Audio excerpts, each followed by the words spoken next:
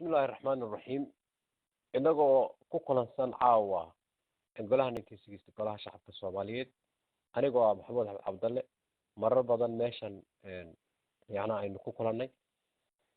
waxaan gudbinayaa maanso la yiraahdo fariin xildhibaan waxay ku socotaa xildhibaanada u fadhiya maanta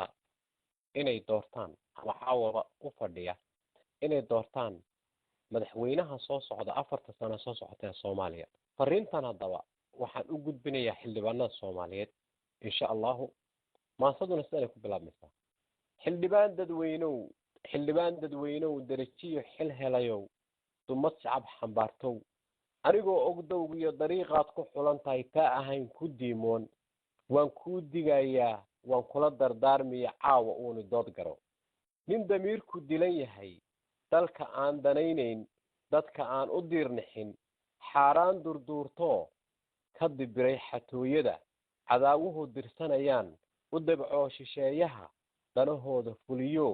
dushiisuna u raran tahay daa'im baan idinku dhaarshay ha ku dooranina lacag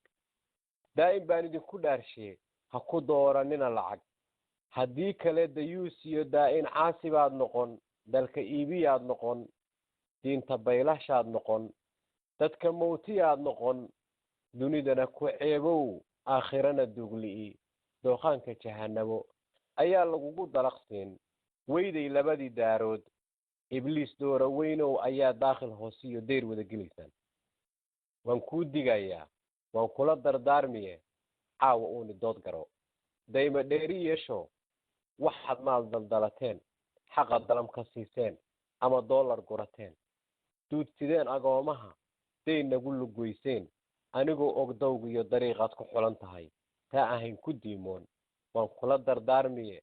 codkaaga ugu deeq ruux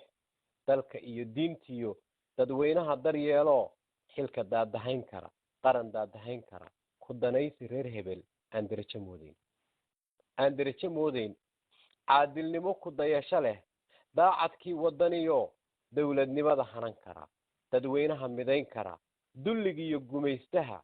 u dulqaadanayno dalkan odhan anayska leh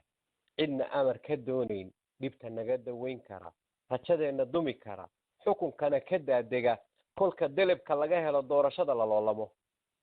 waan idin digayaa waana iga dardaarane maanta hiil ku dhaqaaqama ha noolaato dabu baxa noqda duulka fuliyo dhaarti aan